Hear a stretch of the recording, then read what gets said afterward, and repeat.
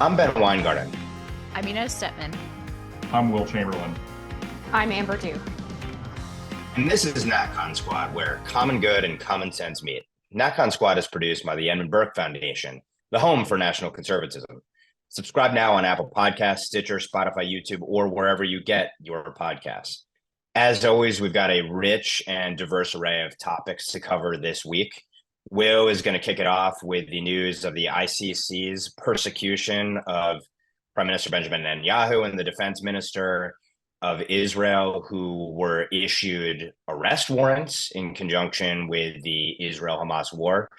I'll talk a bit about the Biden administration's shameful and disgusting response to the death of Iran's president and foreign minister in a helicopter crash over the weekend. After that, Inez will talk a little bit about how households are feeling the pinch under Bidenomics. And last but not least, Amber will take us home to speak a little bit about Harrison Butker's throwing, or I guess kicking as the case may be, the commentariat into chaos with his commencement remarks. With that, we'll turn it over to Will first. Yeah, so obviously the big news yesterday was that Karim Khan, who is the prosecutor for the International Criminal Court, applied for warrants in the Palestine conflict. He did apply for warrants against the Hamas leadership, Yahya Sinwar, Mohammed Daif, and one other person, Haniyeh, the actual political leader in Qatar.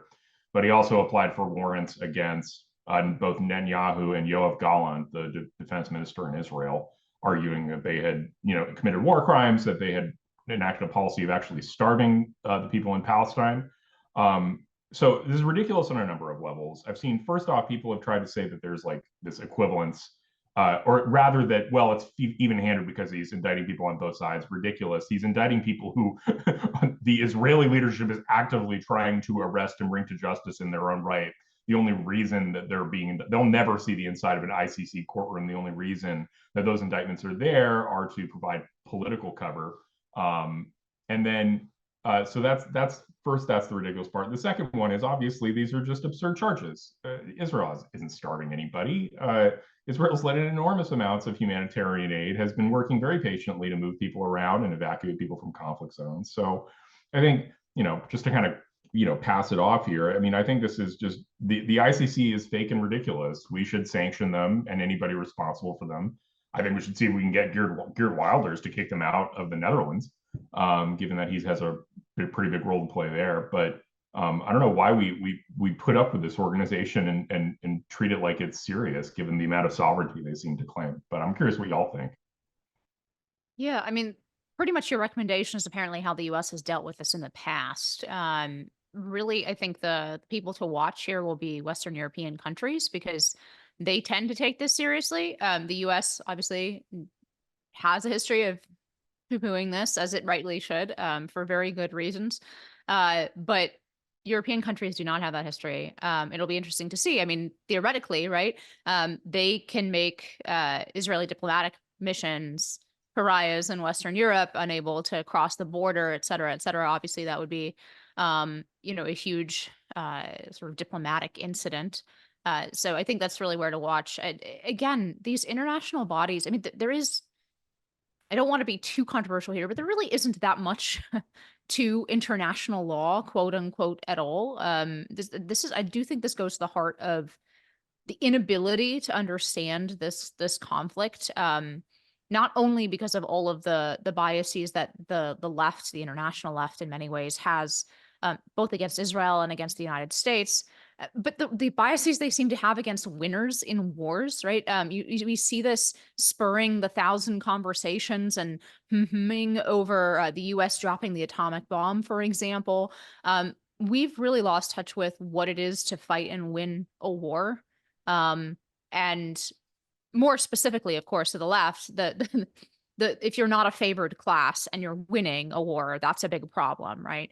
We can excuse all kinds of brutality during war, even those things that are not only against quote unquote international law, but against longstanding treaties between Western countries and so forth. Those things are all excusable. Those brutalities are excusable as long as you're the in one of the correct oppressed classes. But that's really how these conflicts get broken down, and now we see it in the International Criminal Court. So it's really Yeah. up to the U.S. and Biden in particular how he's going to deal with this. Is he going to deal with it in the way the U.S. has in the past?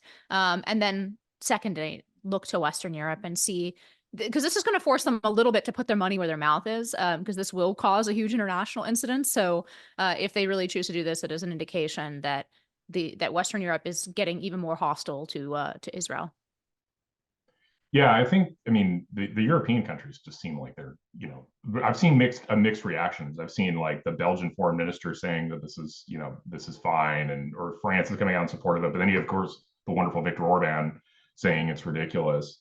But the thing you said, I think that was interesting, is just like the way these international bodies get co-opted. It's not even just about winners. It's like every international body seems to get co-opted, particularly against Israel, because there's a constellation of like Arab countries, and not just Arab countries, but American, European countries, but who have put in place people of like Arab or Muslim descent into positions of power, and then suddenly that power gets wielded right at Israel. It's a pretty consistent dynamic, and you don't just see there. Like, for example, Amal Clooney is like one of the people who like was intimately involved, and Karim Khan is the guy who's putting in place these charges. And I can't help but notice that it seems like wherever you have Muslim immigrants in their West, they can be absolutely normal anywhere. But like the one issue where they're all in absolute lockstep and completely off the reservation, as far as I'm concerned, is on Israel. They hate it. I was reading some reports earlier this week about the US's pier that they've erected outside of Gaza to help bring aid in. And not only has the pier already been attacked multiple times, but it's the IDF who has volunteered to help with security and actually distributing the aid from that pier. So the idea that a genocidal regime would want anything to do with a US attempt to get aid into Gaza is obviously ridiculous. Let me just say that pier is basically Samantha Power's way of fulfilling her long-held dream of getting U.S. boots on the ground in the region on behalf of the Palestinian Arabs, and also with the slander of famine, which is something that the Biden administration has talked about too, and is obviously false.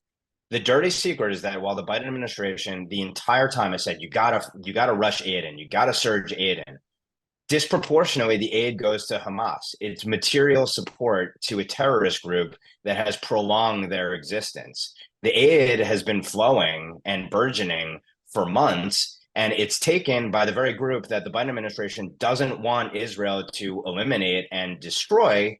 And we know that because they didn't want Israel to go into Rafah. And by the way, amazingly, Israel was able to evacuate hundreds of thousands of people in a very short time to achieve it. On this notion of the ICC, though, and international forums more broadly, I would just say, to sum it up, and this goes to Inez's point about these forums don't really like winners in wars.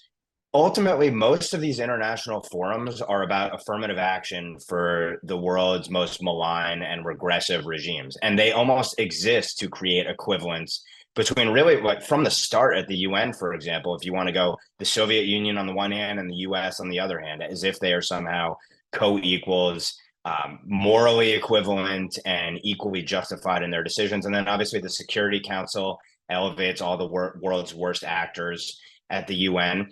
But two other points really briefly to make. One, it's worth noting that I don't think these warrants or this application for warrants would have been issued without the US abiding it. I think the US said it was okay, and now you have US officials saying this is terrible. The moral equivalence between Israel and Hamas is horrific. Okay, that rhetoric may work, but do you think the ICC would have gone ahead if the US hadn't at worst, or at best, I guess, turned a blind eye to it? That's number one. Number two, it's worth noting that if you look at the statement from the ICC around the issuance of the warrant applications, they refer to the state of Palestine, but the territory of Israel. That tells you all you need to know about the ICC as an institution and its belief in international law. And I mean, last but not least, for the Biden administration, and this is how you know that this is sort of cynical of them standing up to the ICC here in their rhetoric. In the State Department statement, this is from Tony Blinken in regard to the warrants. What do they say at the end of it after raising their hands in shame over the moral equivalence? They say, Fundamentally, this decision does nothing to help and could jeopardize ongoing efforts to reach a ceasefire agreement that would get hostages out and surge humanitarian assistance in, which are the goals of the United States continues to pursue relentlessly. So why is the Biden administration so frustrated about this? Well, they can't get to forcing Israel's surrender. And the two-state solution plan, which leaves Hamas standing and incorporated into a Palestinian Authority-led government in Gaza and Judea and Samaria. So the administration is really pissed off about this. Why? Because it means Israel is more likely to continue to fight and to win. Yeah, just to add something to what Ben said, right, about moral equivalency in these international institutions, right? If it were a straight realpolitik, we sit down, we try to avoid warfare between different countries, we have a forum to do so, that would be one thing, right? At some level, from the realistic perspective, we have to recognize that there are, the evil regimes exist and that have to be dealt with in a geopolitical way. But that's exactly not the way that these international bodies behave. They behave as moral arbiters, while, for example, putting, Iran on the Women's Rights Council or whatever ridiculous institutions that's in the UN. But these bodies claim to speak with moral authority and then have absolutely no moral compass in terms of the equivalence of different regimes and the problems of different regimes and their disproportionate focus on, which countries, right? I mean, something like 70% of the UN resolutions, maybe somebody remembers the actual number, but it's somewhere around 70% of the UN resolutions for the last 10 years or 20 years are directed against Israel. Even if you really don't like Israel, this is just, it's so disproportionate and ridiculous. Think about all of the atrocities and wars and various, humanitarian disasters that have happened over the last 20 years. I don't think 70% of them were in Israel, right? Yeah. So it's just a ridiculous, disproportionate, sort of way of looking at the world. And then just to follow up briefly on my point about the winners of wars versus the losers of wars, the peer that we're talking about and the aid problems and the fact that Hamas takes most of the aid. First of all, this is duplicated in a lot of places that the U.S. gives aid, right? But second of all, this is, I think, a microcosm of the general Western attitude towards the Israeli-Palestinian problem, is that we haven't allowed the Palestinians to lose a war. Because the world comes in repeatedly and gives them aid, which a lot of it is converted then into, the funds to build tunnels and rockets and continue to provoke Israel in ways that almost no country on earth would tolerate being provoked, right? But we just continue and allow this play to go on over and over and over again. And not only do I think that's a moral inversion, I think even from the humanitarian perspective, I think that it's worth considering whether that's actually humanitarian to allow people to just not allow them to lose a war and to spend generation after generation, in this futile attempt that ends up killing Israelis and killing Palestinians.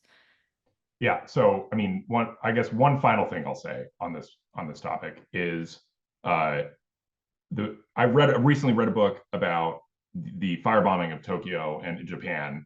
And we never get criticized for genocide for that, rightly so, it wasn't. But we killed more individuals in the one night in firebombing Tokyo, almost 100,000 civilians. We killed about 8 times as many civilians in that one night as Israel has killed in the entire war of 6 months. And so it's just one example of why calling the war genocide is so absurd. Anyway, Ben's got. Well, don't worry. FDR and Truman will soon be torn down and ripped out of the history books. And this actually did come up in a hearing recently. There was a hypothetical. It was actually an oral argument at the Supreme Court. It did come up about, I think, a question about, the internment of Japanese.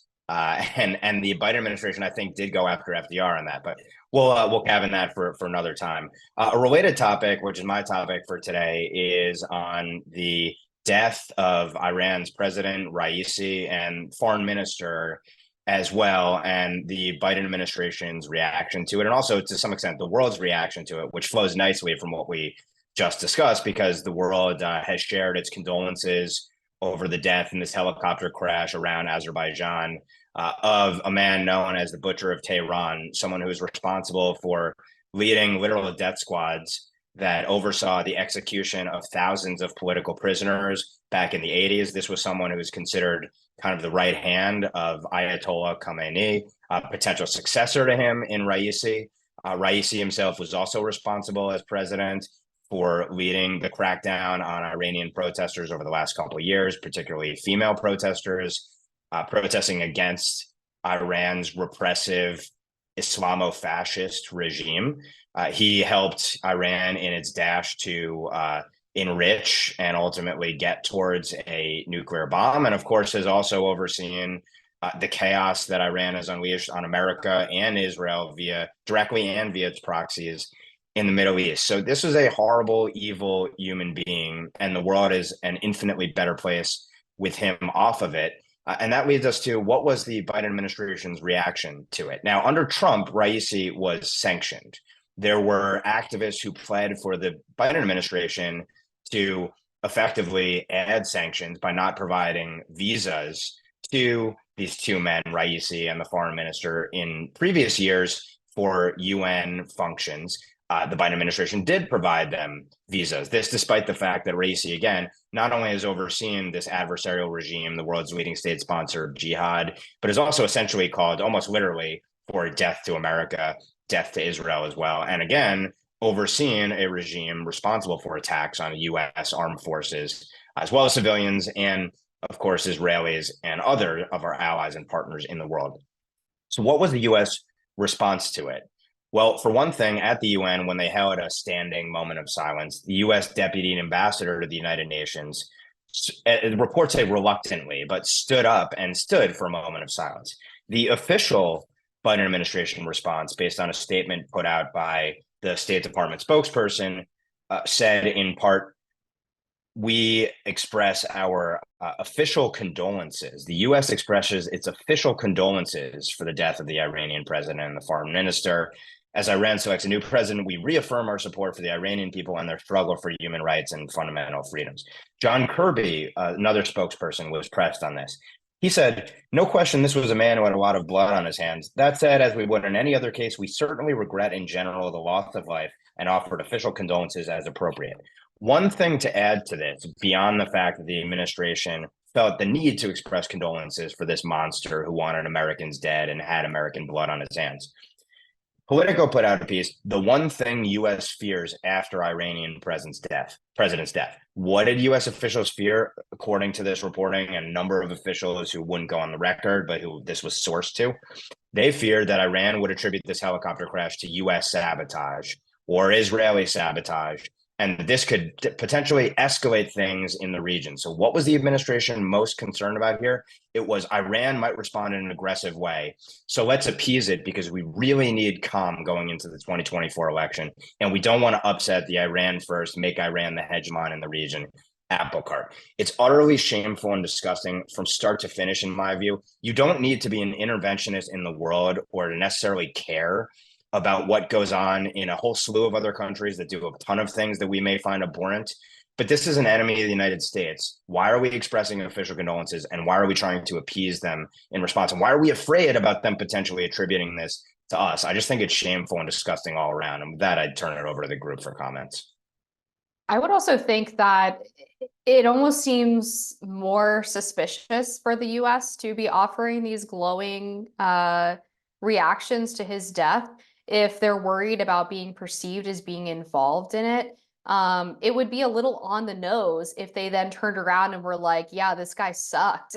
Like, is Iran really going to believe that the US had something to do with the helicopter, and then would be so bold as to say publicly that he was not a good person and that Iran's probably better off without him in charge? Like, the logic just doesn't make sense behind their explanations for why they've been so willing to say relatively positive things publicly.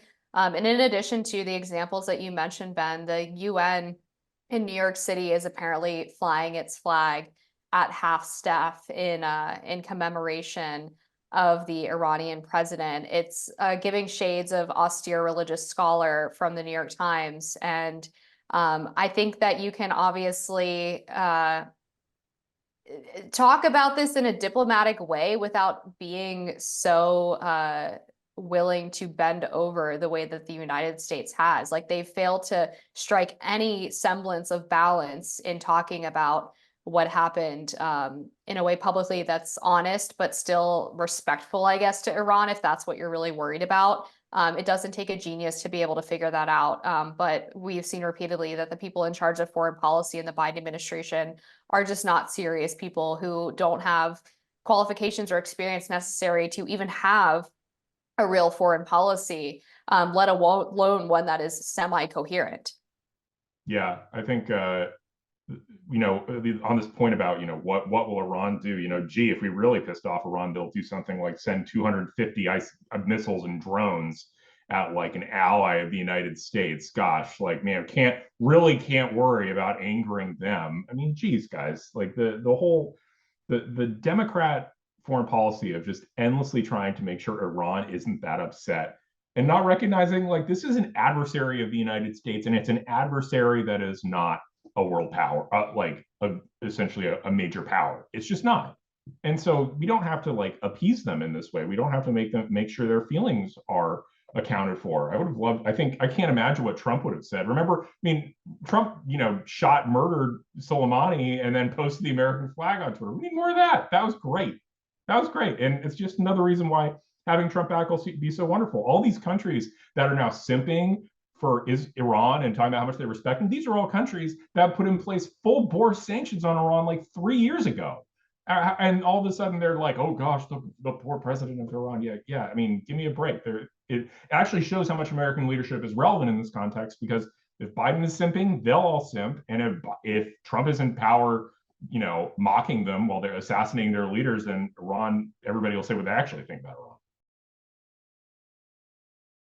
One thing about them being kind of like a second-rate power, but we allow them to punch above. And look, obviously the proxy strategy has been a smart and successful strategy for them, but their only export is jihad. Basically, that's all they have to add to the world. But the one way in which they do have disproportionate power, and why I think in part, beyond, as I've argued before, that I think the administration really does believe in making Iran the strong course, whether malign reasons, naive reasons, we can debate it. Or greedy reasons for that matter. The idea being like with China, like, well, if we just have relations, then they'll become more liberal and then we'll have booming trade with them and all that insanity again.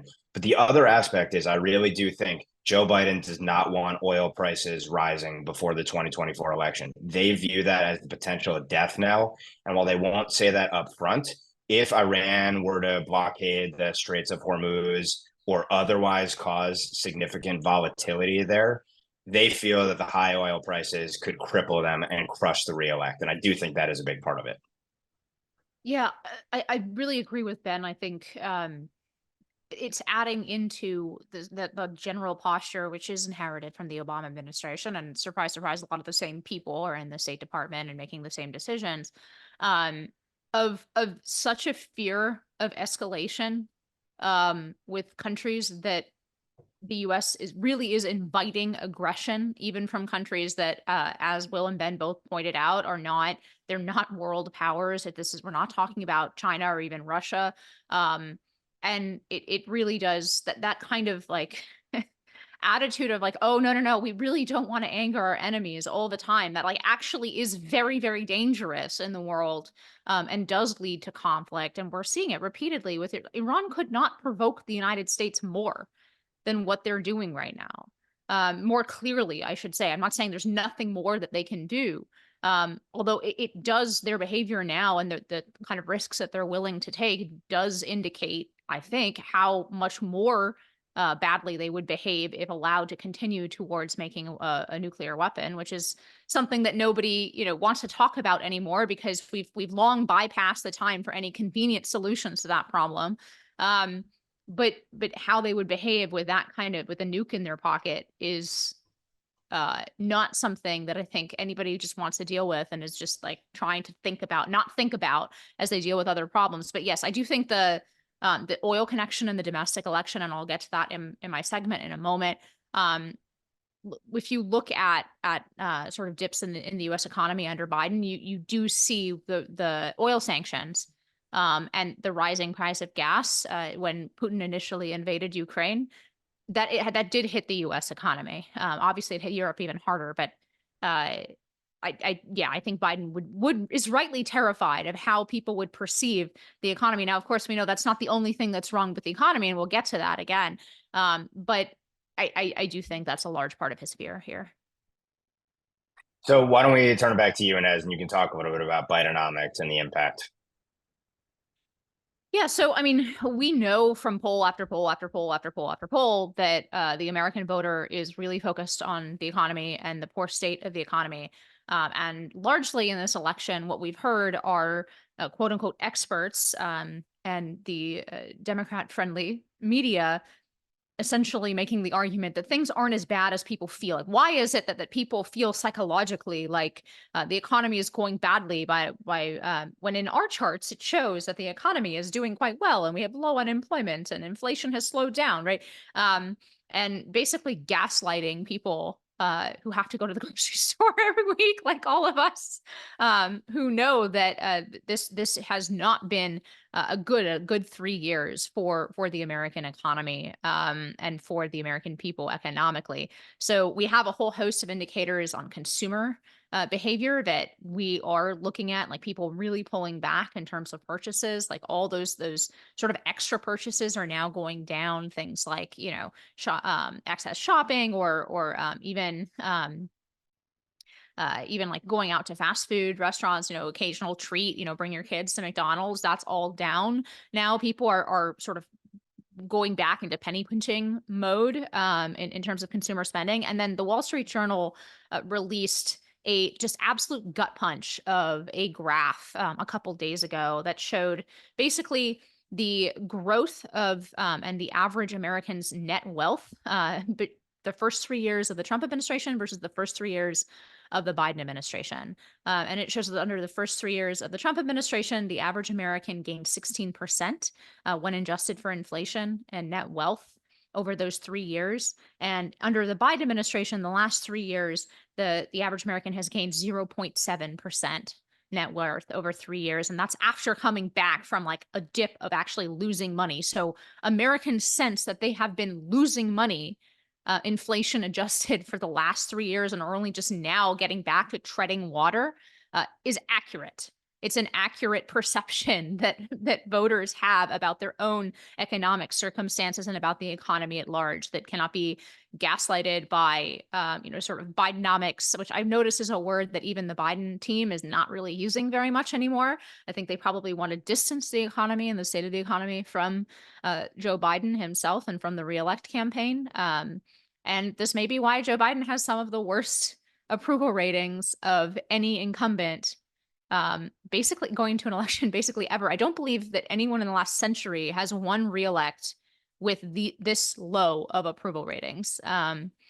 So all of that bad news for the Biden administration in terms of the election, but also incredibly bad news for the American consumer. I don't know what you guys all think about this. I know you've heard the same things I have about like how the economy is actually doing great. Like all of the, mainstream media outlets are just constantly gaslighting people. I know just personally, I know how much more I'm spending on groceries. And I know that my household has done exactly this, has treaded water for the last, that any gains we've made have been wiped out by inflation. And I'm pretty sure if I sat down and did the math, like my husband and I probably make less money than we did inflation adjusted 3 years ago. So this just validates, I don't know, to me, it's like validates this feeling that we are treading water and that the economy is not great. Well, yeah, I mean, it's energy prices and it's protein. I mean, energy prices affect everything. So the fact that they've had this massive war on clean energy, haven't done anything for nuclear, stopping drilling everywhere. I mean, so that's not helping. Basically, you have an energy unfriendly administration, and then they're wondering why is everything more expensive? Yeah, no kidding. The fundamental thing that moves all goods around and ensure, it just affects every single area of the economy if you don't get energy right. And it's just like, do these people ever shop for groceries? Do they notice what it's like at restaurants? Like restaurants are so much more expensive than they used to be.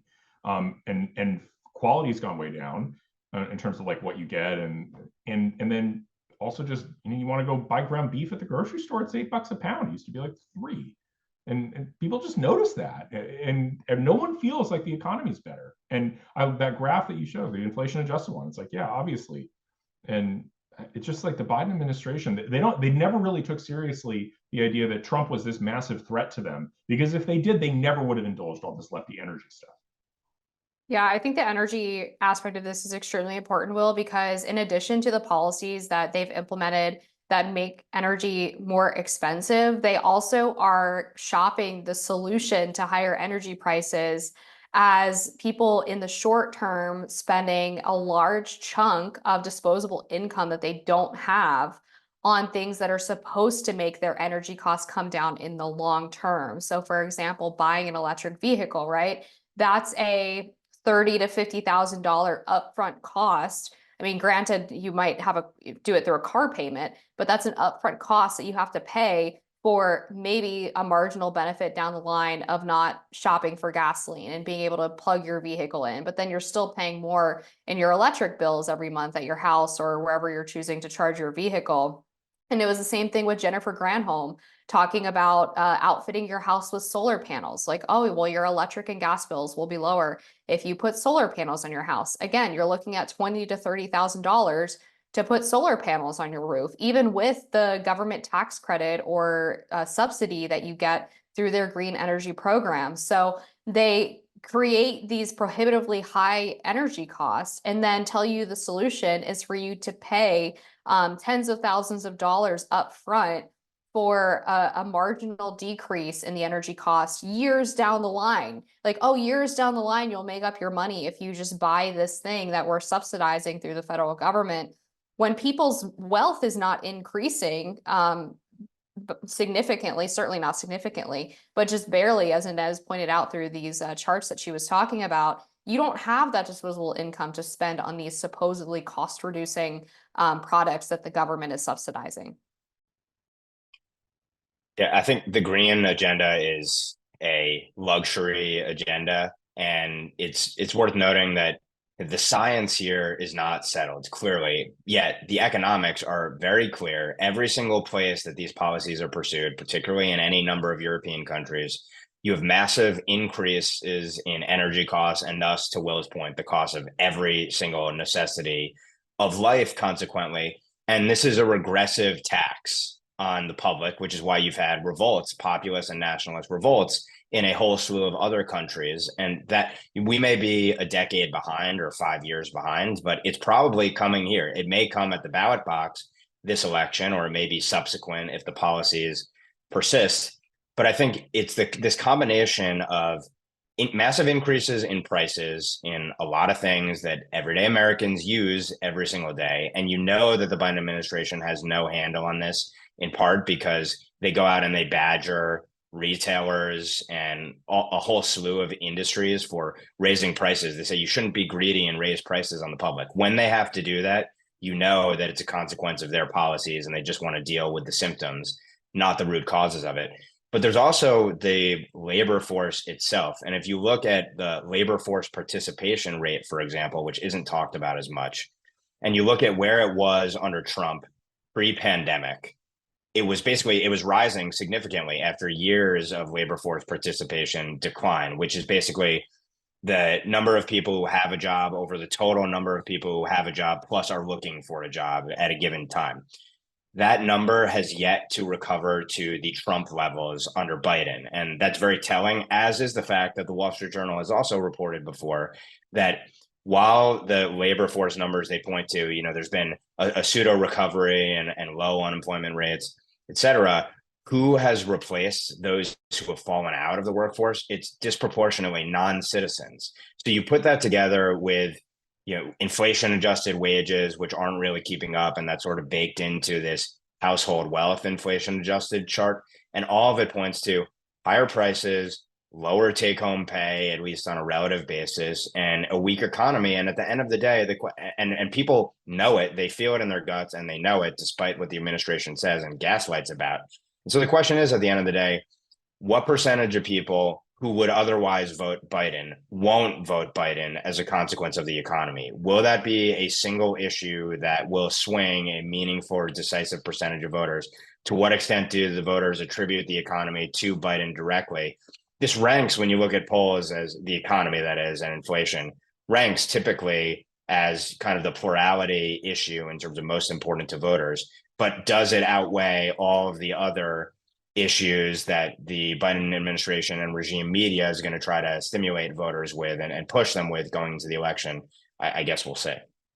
Yeah, the two issues that come up repeatedly in polls, like, and this is one of the few polling things that I'm actually interested in. I'm usually not like a big horse race person, but I do find it interesting what issues pop to the top, like repeatedly, week after week after week, month after month, even year after year. And the two issues in this election have been the economy and immigration. That's not a playing field that Biden wants to play on. Let's just say that. Although there is like one issue that also just pops up is Trump himself, right? So that's really what we're talking about in this election is people know that fundamental political question: are you better off now?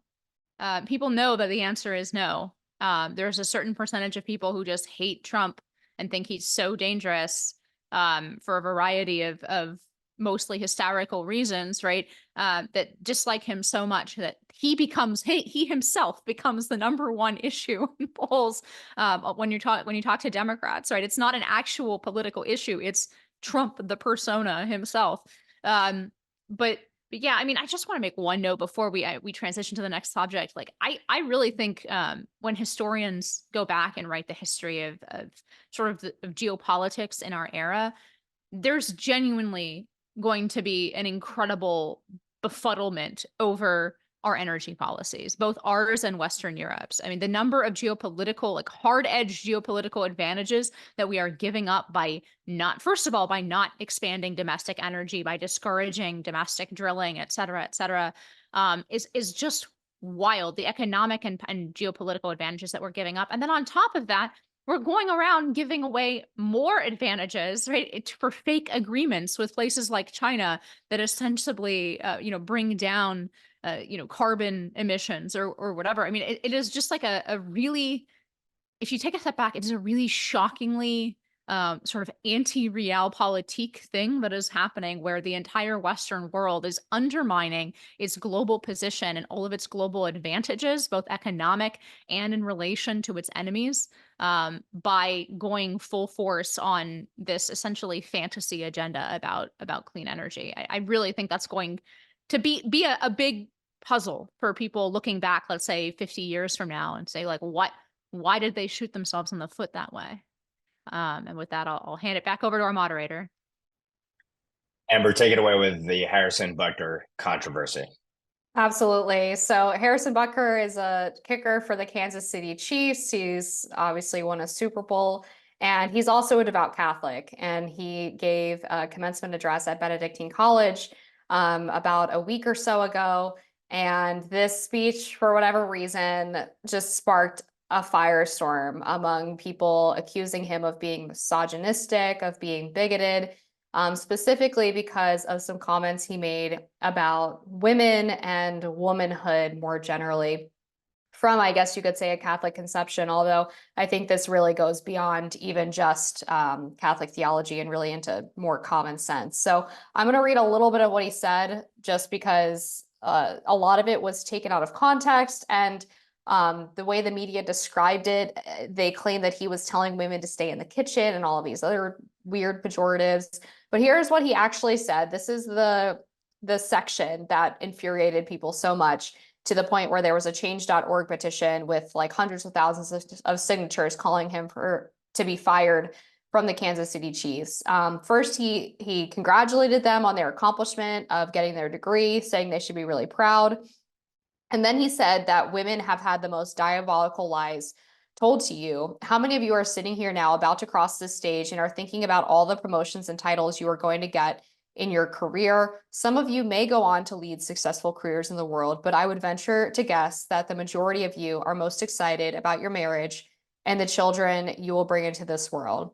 He went on to talk about how amazing his wife is, who, after 3 miscarriages, just gave birth to their 3rd baby. She is a homemaker. She stays at home and takes care of their kids so that he can play professional football. And he actually got choked up talking about how in awe of his wife he is, and how even she would say that her life was incredibly enriched by her decision to get married, have children, and be a stay-at-home mom.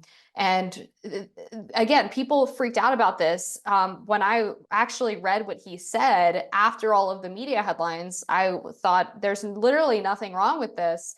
He is directly attacking this feminist lie that women can wait as long as they want to start a family, that they don't need a family, they'll be fulfilled without any of these things. They should just focus on their careers, which was a really heavy topic of discussion in my generation growing up. The idea that women basically need to strive to the same career achievements as men in order to be happy and successful. And now we have a generation of women who are hopelessly lost, purposeless, and can't seem to figure out why. And so his comments are directly addressing this massive trend pushed by third wave feminism that has left women really happy and unhappy and desolate. I would venture to say that if you had a problem with what he said in this speech, then there's maybe something deeper going on within yourself that you need to look at, because he didn't mandate women do anything. He didn't tell them what they have to do.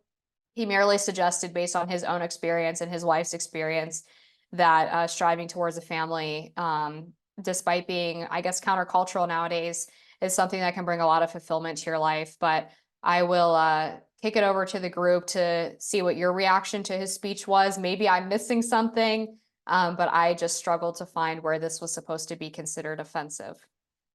I Yeah. saw somebody say, I'll quickly get into Inez and then you can go ahead. I saw somebody say that he needs to stay in his lane. I mean, he's a Catholic, prominent Catholic person speaking to a Catholic audience at a Catholic school. It seems like that's very much the lane of Catholics to talk about, what makes their doctrine. But I mean, obviously, he's just right about children being the most important thing.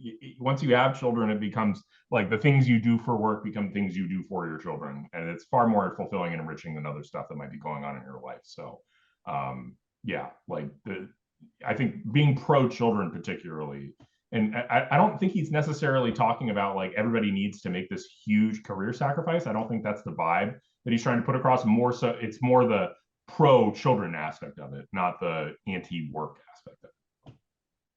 Yeah, there was a big disconnect between what he was perceived as saying and what he said. I mean, I read the whole speech. Actually, I'm surprised this is the part of the speech that got picked up, considering that I think he said some more things, also things I agree with, that were more controversial throughout this speech than what he said about career. But it does show that there's now, I think, a serious backlash to what might be called the lean in or the girl boss era. I basically said the same things as this in a talk at Cornell recently, and I was surprised how little pushback I got from college women. I really think the culture has shifted. This is not at a Catholic school, right? Granted, it was a new event, so it was like sort of right leaning, but I didn't get the sense that everyone there was like super hyper political or anything like that. And I asked them how their peers felt, like their liberal friends and so on. I do think there's a generational difference between millennials and Gen Z on this. I think millennials are perceived by the younger generation, millennial women in particular, as a cautionary tale on a lot of this, and of pursuing career, especially a kind of career climbing the corporate ladder, as something that should be like fulfilling or the main goal of your life. I do think that there's a lot of pushback among younger women about that. And I think the Amber's a little younger than me, but I think the messages that we received were so over the top. I mean, unbelievably, she pointed to it like the "you go girl" like attitude that was jammed down millennial women's throats from a very, very young age, made it, I think, extremely countercultural, not just to give up your career for family, but like even to make sacrifices in your career to balance it with family or with other obligations in your life. It just like the absolute cultural mono message around that stuff was so strong. And I do think that's breaking. And actually the reaction to the speech, I kind of see as almost a reaction of that critique going so mainstream and viral that like all the usual suspects, mostly millennials and older, suddenly had to confront that it wasn't just like weird red pill incel guys online saying these things, right?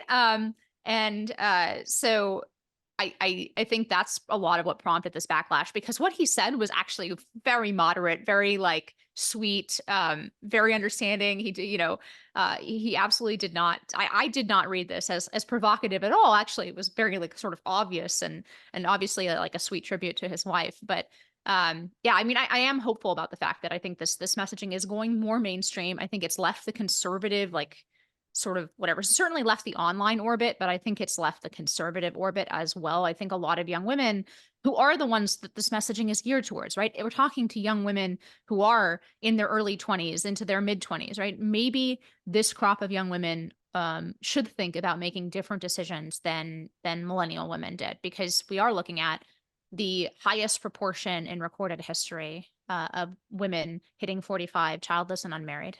And that has huge political consequences, by the way.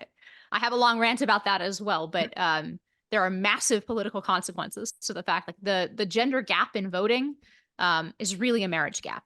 Overwhelmingly, what it is married women, married men, and unmarried men all voting within a few points of each other, all leaning red, and unmarried women voting by like 37 points for the left. So there are massive political consequences. There are longhouse consequences, et cetera, et cetera. But this is a real political phenomenon. The fact that we have an entire generation of women there's just going to be a massively disproportionate number of women who are not attached to men and not attached to family. And Inez, I know I've seen you share a bunch on your X account, these TikTok videos of women who are like 40, 45, just crying to their camera because they realize that they waited too long to have children and they literally can't anymore physically. And they express this regret for buying into the lies of the feminist left and believing that they could put this off for as long as they possibly wanted and it wouldn't have any real consequences on their life. And Harrison Butker is speaking to just a fundamental truth, which is that married mothers are the happiest cohort of women in society. For whatever reason that is. I mean, we all have our theories about why. But if he's speaking to a group of young women, then I think it's actually incumbent on him to give them the best possible advice so that they can have the most fulfilling life. And you mentioned you had given a speech at Cornell recently with a lot of the same messaging. Tim Carney wrote in the Washington Examiner that he had actually given the convocation address at this same college, at Benedictine College, before the semester or the year began rather. And he posted the transcript of it. And it was very similar to everything that Harrison Butker was saying, but I guess because he's not considered like a mainstream NFL star, that no one had this backlash to him. So it's pretty fascinating on why this specific speech garnered the reaction that it did. So I'd just briefly say, first of all, the ritual denunciations are just so pathetic. And it even goes to, I see this article, an order of nuns affiliated with Benedictine College went out and rejected the commencement speech. Like, why would you? The fact that every institution or sect within an institution feels this need to go out and say, these are intolerable views, you can't dissent from whatever our prevailing orthodoxy is just shameful. The Sisters of Mount St. Scholastica do not believe that Harrison Butker's comment in his 2024 Benedictine College commencement address represent the Catholic Benedictine liberal arts college that our founders envisioned and which we have been so invested. Okay, but this is America, and people are allowed to have different views on a whole slew of issues. And I think in large part, the real reason this was so provocative and that there have to be these ritual denunciations from myriad institutions, including the NFL, among others, which always holds the most odious views, is that he said things that resonate deeply with millions of Americans who themselves may not be at all comfortable or have the courage saying them. And it terrifies the regime, broadly speaking, that someone would put out there the views that do resonate so deeply with millions of people, but that they don't want to say, in a similar phenomenon to the Trump phenomenon of he says things that people have long believed, but they don't want to say it. They're not comfortable saying it. Someone needs to create a safe space for other people to be able to articulate the things that they deeply believe. And that's why you can't have someone like the Harrison Butker, a football player, a cultural figure, popular figure, come out and say the things that he said. So to me, this is all about, on the political side of things, at least, the fact that he expressed things that pose a deep threat to the regime, its deeply held principles. And so consequently, you have this attempted whole of society, whole of institution effort to try and shut him up. And I hope that Harrison Butker doesn't shut up. And on that note, we can take it to parting shots with whoever wants to kick it off. I guess I'll take it. I think, Donald Trump, I think their trial is wrapping up in the sense that there's not going to be any more witnesses. The defense has rested. The trial was a complete embarrassment to the New York District Attorney's Office. I actually wouldn't be surprised at all to see Donald Trump get acquitted. They've relied very heavily on Michael Cohen, who got absolutely destroyed on cross-examination. Is completely incredible. The idea that this is going to work, I don't see it working. And I think it's a good thing. I think people are underestimating the probability that Trump gets acquitted and everybody else, all the other trials don't happen. So Trump will be in potentially a very strong position going into the election. Yeah, I agree. There was a lot of commentary from CNN commentators, no less, Ellie Honig, a legal analyst, Anderson Cooper, talking about how effectively the Trump defense kneecapped Michael Cohen by painting him as both a liar and a thief. And obviously he is the main fact witness for the prosecution in terms of proving that Trump intentionally hid the source of these payments to hide another crime. So if your main witness, your key witness, is proven to be untrustworthy and not credible in front of the jury, then you have a serious problem. So I agree 100% with Will that this case is obviously not going to be the five-star excuse to throw Trump in prison that DA Bragg and the Biden administration and the other Democrats were hoping that it would be. I think it's very possible you see an acquittal, especially when we look at some of the media consumption habits of the jury that came out before this trial got started.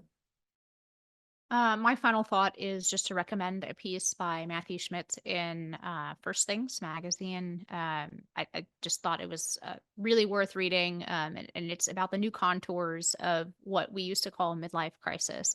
I think it's a really, it relates to a lot of the stuff that we were talking about in the final segment, Amber's segment, about building family and so on. And I think it's just something I hadn't quite thought of in this particular way before, but now that I have is very obvious that millennials essentially got the midlife crisis message, like live your life the way that boomers did when they hit midlife crisis, right?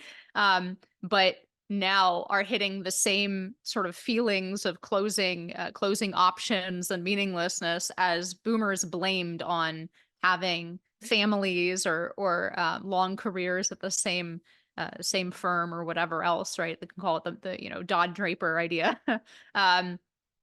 But in any case, I just had never heard it framed quite that generationally before, and I think this piece is really worth reading. And it's Matthew Schmidt in First Things and on the new midlife crisis. So. One quick update and then one comment on the Trump lawfare. So I've talked before about the Biden administration executive order on promoting access to voting, which essentially empowers every single federal agency under the sun to go about registering and mobilizing cohorts that the Biden administration believes are underrepresented, which translates into generally disproportionate Democrat demographics. As I noted in a prior episode, there is a lawsuit out of Pennsylvania. More than 24 state legislators there filed a federal suit against the Biden administration challenging that executive order. They were smacked down on standing back in April. The plaintiffs there brought the case to the Supreme Court. They filed a petition for cert and a motion for the Supreme Court to expedite its consideration of it. Unfortunately, in my view, this week, the Supreme Court rejected that motion to expedite. So it's not clear we're going to get any kind of successful appeal on standing, which would be required to then have a judge deal with the merits of the case and freeze the Biden administration's executive order, which is likely to serve as a Democrat get out the vote effort. So that is, even though, of course, it's already been operative for several years now, that is likely to continue through the election, and we'll have to see how decisive an impact it might have on the election. And then lastly, on the Trump justice or injustice of all of these cases, it just remains striking to me that once again, you have these, in almost every single instance with the Trump lawfare cases, corrupt prosecutors, zealous prosecutors, corrupted judges, with the exception of Judge Cannon in Florida, though, of course, the left will say she's a Trump toady.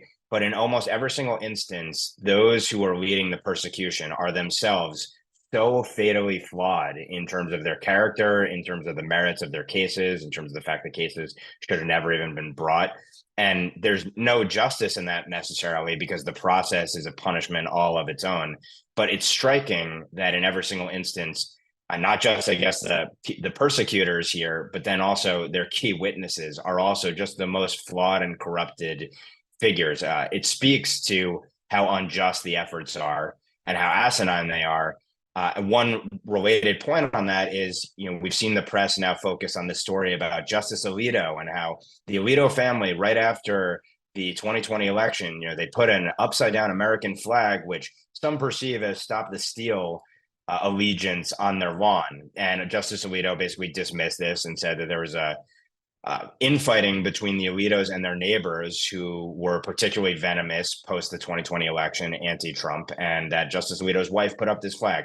And obviously, this is part of an information operation to go after any and all conservative judges on the Supreme Court, Justice Alito, Justice Thomas, and try to force them to recuse themselves because somehow they've shown themselves to have an appearance of conflict or political bias in cases, including the January 6th case that is before the Supreme Court, and which implicates one of the Trump cases, the Jack Smith case.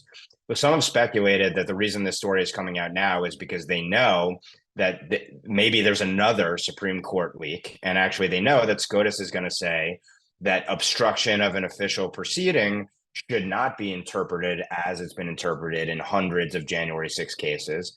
And that obstruction of an official proceeding involves things like document destruction. And that 2 charges of 4 charges in Jack Smith's Washington, D.C. case, January 6 case against Donald Trump, concern obstruction of an official proceeding and conspiracy to obstruct an official proceeding. So if the court strikes down the interpretation that Jack Smith and the U.S. government has used against hundreds of J6ers, 2/4 of Jack Smith's case potentially dies. So this once again shows the inherent corruption, the injustice that's been baked into our justice system by the zealous prosecutors, overplaying their hand to the nth degree, because they'll do anything to destroy their political opposition. So on that note, on behalf of Inez, Will, and Amber, thanks so much for tuning in. I'm Ben Weingarten. We'll see you at the next NatCon Squad.